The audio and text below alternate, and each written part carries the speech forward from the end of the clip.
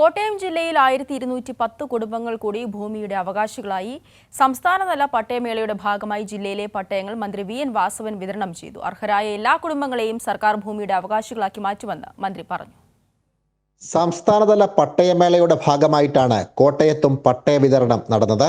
അർഹമായ എല്ലാ കുടുംബങ്ങളെയും ഭൂമിയുടെ അവകാശികളാക്കുവാനുള്ള ശ്രമത്തിന്റെ ഭാഗമാണ് പട്ടയങ്ങൾ അനുവദിക്കുന്നതെന്ന് മന്ത്രി വി.എൻ. വാസവൻ പറഞ്ഞു. 1.5 ലക്ഷം പേർക്ക് സംസ്ഥാനത്ത് ഇതിനകം പട്ടയം നൽകി കഴിഞ്ഞെന്നും മന്ത്രി വ്യക്തമാക്കി.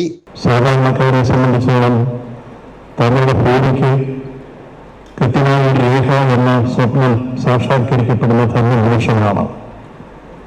ഇപ്പോൾ ഈ ജില്ലയിൽ നമുക്കെല്ലാം അറിയാവുന്നതുപോലെ എത്രയോ നാളുകളായി കാത്തിരിക്കുന്ന 1300-ലധികം ആളുകൾക്കാണ് ഇപ്പോൾ ഇന്ന് പട്ടയം കൊടുക്കുന്നത്. എല്ലാ മണ്ഡലങ്ങളിലും അല്ലെങ്കിൽ എല്ലാ താലൂക്കുകളിലും ഏറിയും കുറഞ്ഞും ഉണ്ടെങ്കിലും ഏറ്റവും കൂടുതൽ പട്ടയം കൊടുക്കുന്നത് കാഞ്ഞിരപ്പള്ളി താലൂക്കിലാണ്.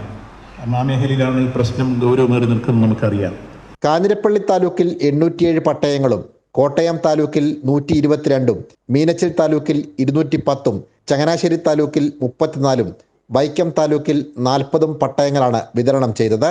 കോട്ടയം KPS മേനോൻ ഹാളിൽ നടന്ന ജില്ലാതല പട്ടയമേളയിൽ MLA-മാരായ Thiruvanchoor Radhakrishnan, CK Asha, advocate Mons Joseph, Mani C Kappan, advocate Sebastian Kulathunkal, Jo Michael, ജില്ലാ panchayat president KB Bindu, revenue principal secretary Tinku Biswal, ജില്ലാ കളക്ടർ V വിഘ്നേശ്വരി ഉൾപ്പെടെയുള്ളവർ പങ്കെടുത്തു. സനോജ് സുരേന്ദ്രൻ, കൈരളി ന്യൂസ്, കോട്ടയം.